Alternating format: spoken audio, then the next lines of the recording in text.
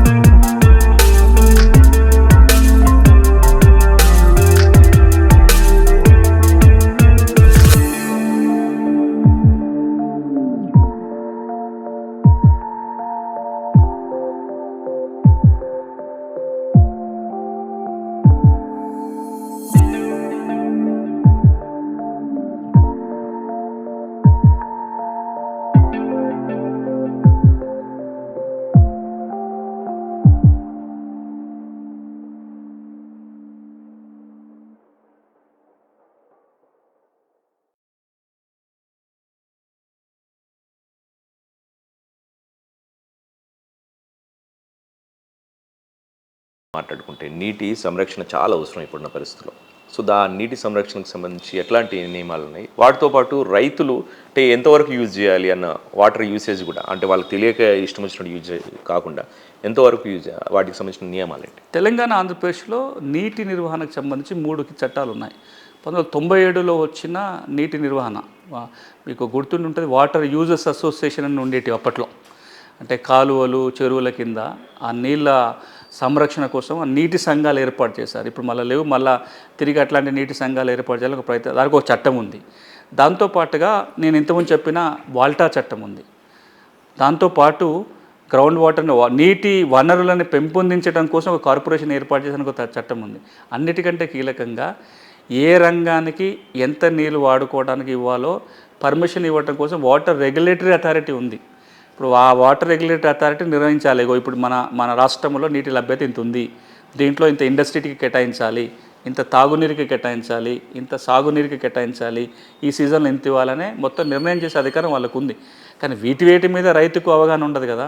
చెరువులో నీళ్ళు ఉన్నాయా, కాలువ నీళ్ళు ఉన్నాయా, వాడుకోవాలని చూస్తాం తప్ప ఫ్యూచరిస్టిక్గా దృష్టిలో పెట్టుకొని ఆలోచన రాదు. కాబట్టి ఇందులో 2 విషయాలు రైతు గుర్తుపెట్టుకోవాలి నీళ్ళకి సంబంధించి. ఒకటి, వాల్టా చట్టం కింద ఉన్న నిబంధనల ప్రకారము నీళ్ళని ఓవర్ యూజ్ చేయడానికి కానీ, చెరువులను నష్టపరచడానికి కానీ అది లేదు, దాని మీద చర్యలు తీసుకోవడానికి. అంతేకాకుండా ఈ మొదలు ఎక్కువగా వింటున్నది ఏంటంటే చెరువుల రక్షణకు సంబంధించి.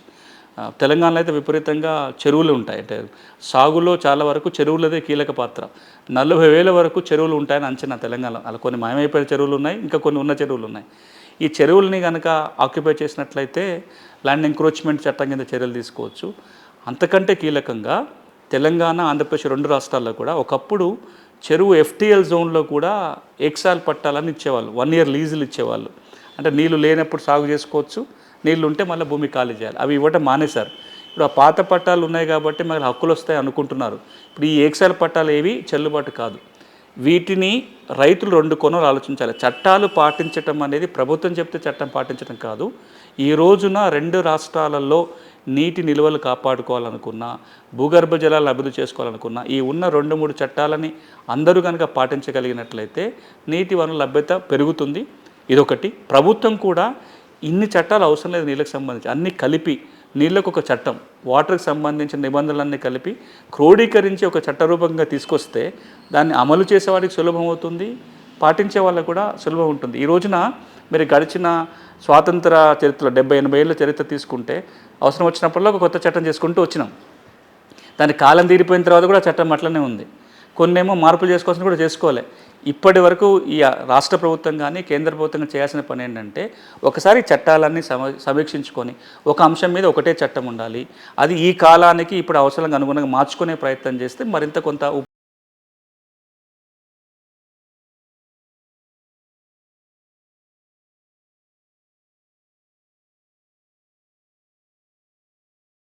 రైతుకు పెట్టుబడి, ఇంకా సాగు మొదలుపెట్టిన తర్వాత ఏదో రకంగా విత్తనాల నుంచి ప్రతి ఒక్కటి కొనుగోలు చేయాల్సిన అవసరం ఉంది.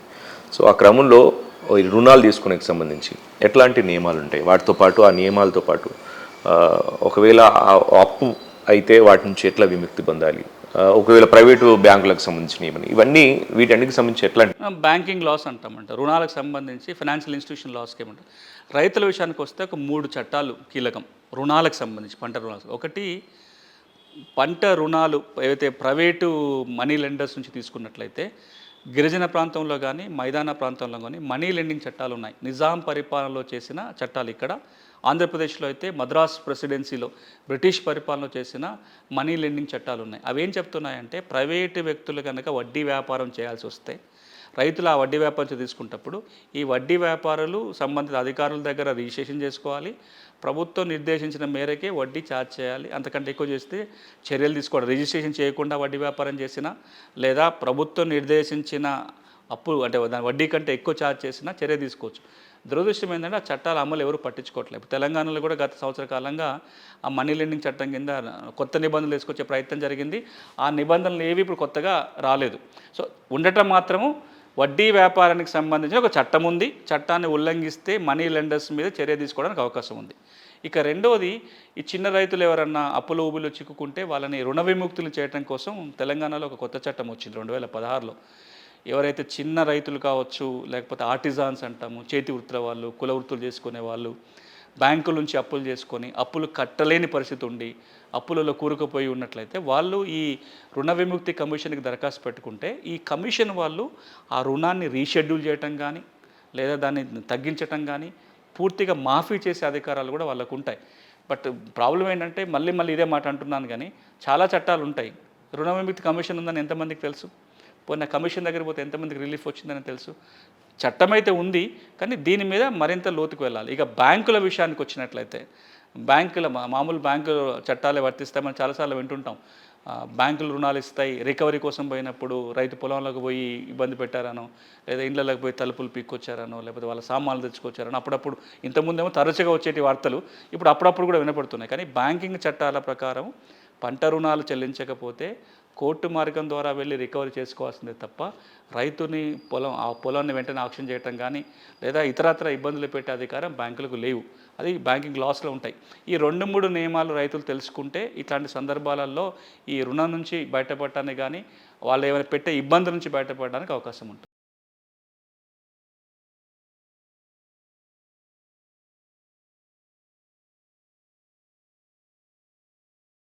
మధ్యకాలంలో పంట నష్టానికి సంబంధించి వాతావరణ అనుకూల పరిస్థితులు అవ్వచ్చు, విత్తనాలు అవ్వచ్చు, ఆయా కారణాలతో రైతు నష్టపోయే పరిస్థితి ఉంది. సో అట్లాంటి క్రమంలో ఈ బీమాకు సంబంధించి ఎట్లా పొందాలి? బీమా అంటే ముందు బీమా జరిగి ఉండాలి. సాధారణంగా ఏం జరుగుతుంది, కేంద్ర ప్రభుత్వం ముందు ఒక బీమా పథకం ఉంది, పంటల బీమా పథకం ఉంది, రాష్ట్ర ప్రభుత్వాలు చేసేటివి ఉన్నాయి. ఇప్పుడు తెలంగాణ విషయానికి వస్తే కేంద్ర పంటల బీమా ఇక్కడ ఏం అమలు జరగట్లా. పంటల బీమా ప్రీమియం ఏదైతే కట్టాలో 2 సందర్భాలలో ప్రీమియం వసూలు చేస్తారు. ఒకటి, రైతు బ్యాంకులోకి వెళ్ళి రుణం తీసుకున్నప్పుడు ఆ రుణం ఇచ్చేటప్పుడే కొంత డబ్బు పంటల బీమాకి ప్రీమియంగా వసూలు చేస్తారు. కొన్ని సందర్భాల్లో రైతు తనంతటానికి ఎకరానికి ఎంత పంటను బట్టి బీమా డబ్బు చెల్లించవచ్చు, ప్రీమియం చెల్లించవచ్చు. ఇంతవరకు బాగానే ఉంటుంది, కానీ ఎప్పుడైతే నష్టం జరుగుతుందో బీమా డబ్బులు రైతుకు అందట్లేవు. రకరకాల కారణాలు చెప్తారు. విలేజ్ మొత్తం యూనిట్గా చూస్తారు. విలేజ్లో 10 మందికి నష్టం జరిగింది, విలేజ్ బాగానే ఉంది కాబట్టి. రైతు పొలాన్ని యూనిట్గా చూడరు కాబట్టి రావు. కొన్ని సందర్భాలలో మొత్తం నష్టపోయినా సరే బీమా కంపెనీలు ఏవైతే ఉన్నాయో డబ్బు చాలా ఇబ్బందులు వస్తున్నాయి. సో ఇట్లా 2 విషయాలు రైతు గమనించాలి. ఒకటి, మీరు బీమా చేయించుకోవాలి. ఇప్పుడు లైఫ్ ఇన్సూరెన్సు, కార్ ఇన్సూరెన్సు, తర్వాత మన మోటార్ బైక్ ఇన్సూరెన్సు, ఇంటికి ఇన్సూరెన్స్ ఎట్లా చేసుకుంటామో పంటలు వేసినప్పుడు 4 రూపాయలు ఖర్చు అయినా ఆ పంటకి కనుక మనం బీమా చేయించినట్లయితే నష్టం జరిగినప్పుడు నష్టపరిహారం పొందడానికి ఒక వెసులుబాటు ఉంటుంది. ఇది ఒకటి గుర్తుపెట్టుకోవాలి. రెండోది, ఒకవేళ బీమా డబ్బులు కనుక రాకపోతే IRDAకి కంప్లైంట్ చేయొచ్చు. ఒకటి, అగ్రికల్చర్ ఆఫీసర్కి కంప్లైంట్ చేయొచ్చు, ప్రభుత్వం దృష్టి తీసుకెళ్ళచ్చు. రెండోది, హైదరాబాద్ కేంద్రంగా IRDA కార్యాలయం ఉంది. వాళ్ళది ఒక టోల్ ఫ్రీ నెంబర్ ఉంటుంది, బషీర్బాగ్లో వాళ్ళ ఆఫీస్ ఉంటుంది, వాళ్ళ పోస్టల్ అడ్రస్ ఉంటుంది. వాళ్ళకు కూడా మనం కంప్లైంట్ చేసుకొని పంట బీమా అందనప్పుడు తిరిగి పొందడానికి వీరిని ఆశ్రయించడానికి అవకాశం ఉంది.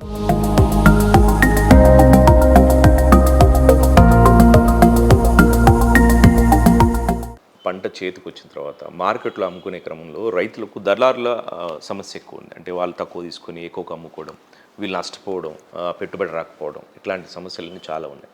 సో ఇట్లాంటి క్రమంలో మార్కెటింగ్ సంబంధించి ఎట్లాంటి నియమ నిబంధనలు ఉన్నాయి, వాటికి సంబంధించిన ఎట్లా ఉపయోగించుకోవచ్చు వారి హక్కులు? మీరు మార్కెట్లు అంటే నిజాం కాలంలో ఒక మార్కెట్ల చట్టం ఉంది. తర్వాత ఇప్పుడు ఒక కొత్త మార్కెట్ల చట్టం తెలంగాణలో, ఆంధ్రప్రదేశ్లో కూడా మార్కెట్ల చట్టం ఉంది.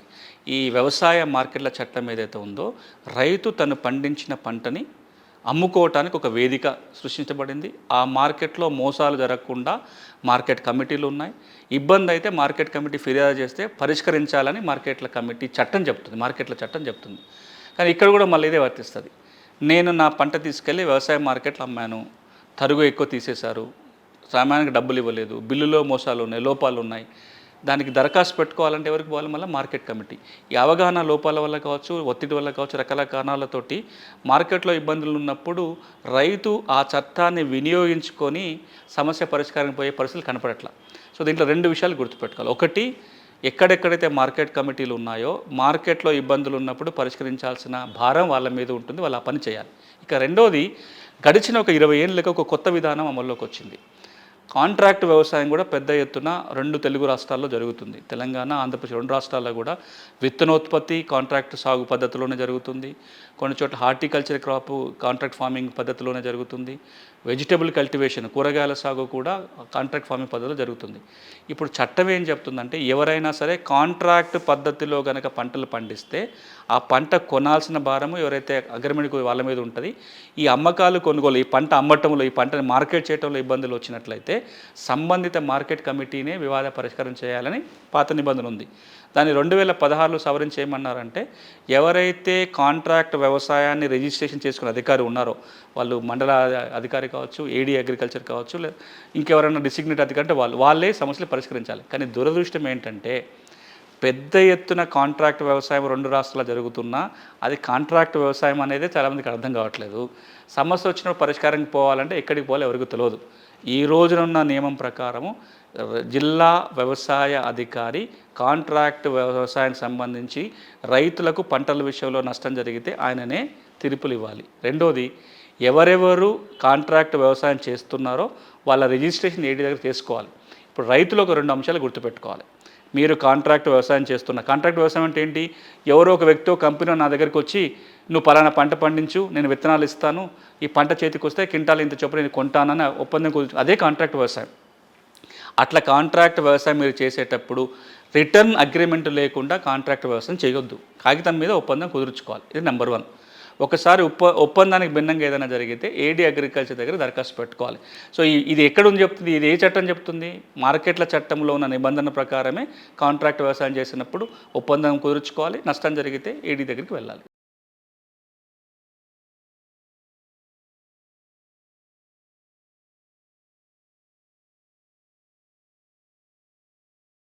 కంటే ముఖ్యమైన సమస్య అసలు భూమి లేకపోతే వ్యవసాయమే లేదు.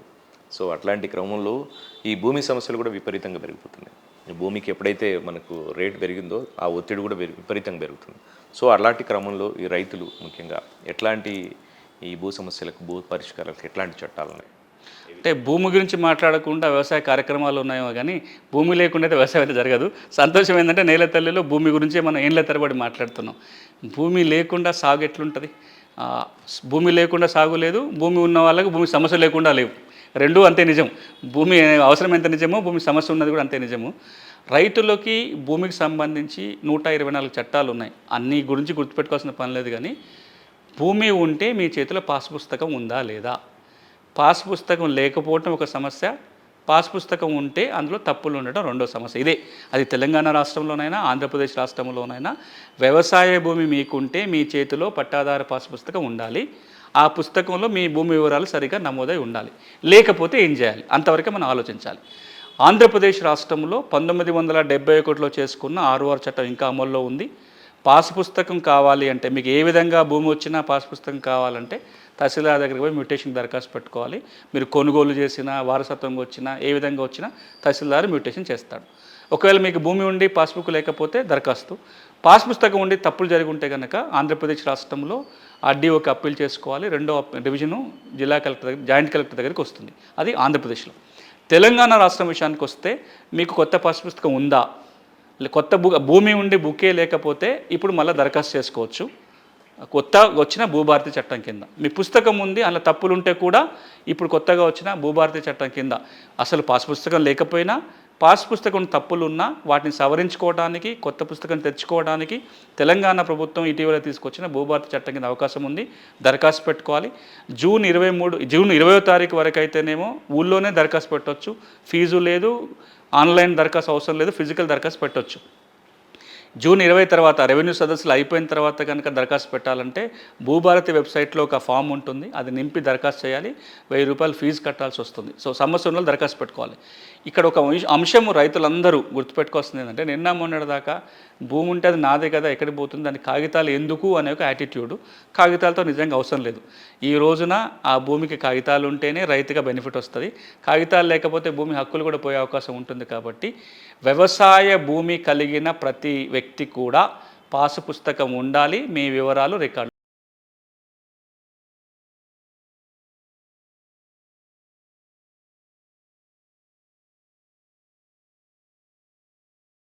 చాలా కీలకమైన అంశాల గురించి చర్చించినాం. సో ఇట్లాంటి క్రమంలో ఇట్లాంటి అంశాలపై ఒకవేళ ప్రభుత్వం ఒక అవగాహన ఏర్పాటు చేస్తే బాగుంటుంది. తప్పకుండా అసలు యాక్చువల్గా వీటన్నిటి మీద ఒక పక్కన వ్యవసాయ శాఖ పెద్ద ఎత్తున దాని మీద అవగాహన, రైతులకు చట్టాల మీద అవగాహన కల్పించే ప్రయత్నం చేయాలి. అదే క్రమంలో లీగల్ సర్వీస్ అథారిటీ వాళ్ళు కూడా ఆ ప్రయత్నం జరగాలి.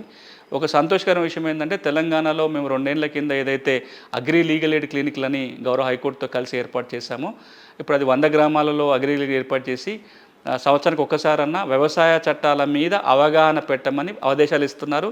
జూన్ నెలలో లీగల్ సర్వీస్ అథారిటీ తరపున జిల్లాలోని అన్ని లీగల్ సర్వీస్ అథారిటీ వాళ్ళు వ్యవసాయ చట్టాల మీద ఒక అవగాహన సదస్సు పెట్టండి అని చెప్పి ఆదేశాలు వెళ్ళినాయి. అది 2 ఏళ్ల కింద మొదలుపెట్టి చిన్న కార్యక్రమం ఆ విధంగా ముందుకెళ్ళింది. వ్యవసాయ శాఖ కూడా నేను ఈ మధ్య తెలంగాణ వ్యవసాయ శాఖ వాళ్ళు రైతు ముంగిట్ల శాస్త్రవేత్తలని ఒక ప్రయత్నం చేశారు. ఇప్పుడు రైతు ముంగిట్ల శాస్త్రవేత్తలతో పాటు రైతు ముందు లాయర్లను కూడా ఒక కార్యక్రమం జరగాలి, వెళ్ళి అవగాహన పెంచే ప్రయత్నం చేయాలి. అందులో భాగంగానే లీవ్ సంస్థ ఏదైతే గడిచిన 7-8 ఏళ్ళుగా రైతులు వ్యవసాయము చట్టాల మీద పనిచేస్తున్న సంస్థ ఉందో, నేను దానికి బాధ్యుడిగా ఉన్నాను. ఈ సంస్థ తరపు నుంచి రాబోయే ఒక 2-3 నెలల కార్యక్రమం తెలంగాణ రాష్ట్రం అంతటా వెళ్ళి రైతులకు ఇప్పుడు కీలకమైన వ్యవసాయ చట్టాల మీద అవగాహన పెంపొందించే ప్రయత్నం చేయబోతున్నాము. ఒక చిన్న కరపత్రం కూడా తయారు చేసి రైతులకు దీని మీద పెద్ద ఎత్తున అవగాహన కల్పించే ప్రయత్నం మా వంతుగా మేము చేస్తాం. ఎలాంటి అంశాలు? ఇప్పుడు మేమేమనుకున్నామంటే మాకున్న టీము, మాకున్న లిమిటెడ్ రిసోర్సెస్ తోటి రాష్ట్రం అంతటా వెళ్ళాలని తెలంగాణ వ్యాప్తంగా ఒక 2500 కిలోమీటర్ల పాటు రోడ్డు ప్రయాణం చేసుకుంటూ అక్కడ దారిలో రైతులతోటి మాట్లాడుతూ లేదా రైతు వేదికలకు వెళ్ళటం కానీ, వ్యవసాయ కార్యాలయానికి వెళ్ళటము, తహసీల్ కార్యాలయానికి వెళ్ళుకుంటూ ఒక కరపత్రాన్ని తయారు చేసాం. ఇది ప్రతి రైతుకి అందించి కొన్ని కీలక అంశాలు మాట్లాడుతూ ఏంటి మేము చూసింది రైతుకు సంబంధించిన కీలక అంశాలు ఏమున్నాయి? భూమి, విత్తనము, నీరు, మార్కెట్లు, రుణాలు, వీటికి చాలా కీలకమైన అంశాలు. వీటికి సంబంధించి అన్ని చట్టాలు ఏవో సెక్షన్లు చెప్పడం కాకుండా ఒక్కొక్క టాపిక్లో ఒక 3 కీలకమైన పాయింట్ రైతు గుర్తుపెట్టుకోవాల్సిన 3 అంశాలతో కరపత్రం రూపొందుతుంది. భూమి ఉంటే పాస్ పుస్తకం ఉండాలి, తప్పులు ఉంటే ఈ విధంగా కరెక్షన్ చేసుకోవచ్చు. విత్తనం తీసుకునేటప్పుడు ఇలాంటి జాగ్రత్తలు తీసుకోవాలి, నష్టం జరిగితే ఈ విధంగా నష్టపొందవచ్చు. ఇట్లా ఈ 5-6 అంశాల మీద ఒక కరపత్రం తయారు చేసాం. ఈ 5-6 అంశాల మీదనే రైతులందరికీ అవగాహన కల్పించుకుంటూ వెళ్తాం. మీ ద్వారా రాష్ట్ర వ్యాప్తంగా ఒక మనవి ఏంటంటే ఎక్కడెక్కడైతే లాయర్లు కానీ, లా విద్యార్థులు కానీ, లా కాలేజీలు ఉన్నాయి, 25-30 కాలేజీలు ఉన్నాయి. వీళ్ళందరికీ కూడా రాబోయే రోజుల్లో మేము ఏ రోజును ఎక్కడ ప్రయాణం చేయబోతున్నామో మేము ముందే చెప్తాము. మాతో పాటు వాళ్ళు జాయిన్ అయ్యారంటే ఇంకొక 10 మంది రైతులకు ఎక్కువగా దీని మీద అవగాహన కల్పించవచ్చు. ఈ నెల బహుశా 25వ తారీఖు నుంచి మొదలుపెట్టి గాంధీ జయంతి వరకు ఒక 100 రోజుల పాటు రైతులకి రైతు చట్టాల మీద రాష్ట్రమంతా తిరుగుతూ అవగాహన కల్పించే ప్రయత్నం చేస్తాం. Thank you so much Sunil గారు. అంటే దీనికి సంబంధించి రైతులకు సంబంధించిన కీలక సమస్యలతో పాటు అంటే మీరు ఏదైతే రాష్ట్ర వ్యాప్తంగా ఒక అవగాహన సదస్సులు ఏర్పాటు చేయాలనుకుంటున్నారో అంత విజయవంతం కావాలని కోరుకుంటున్నాం.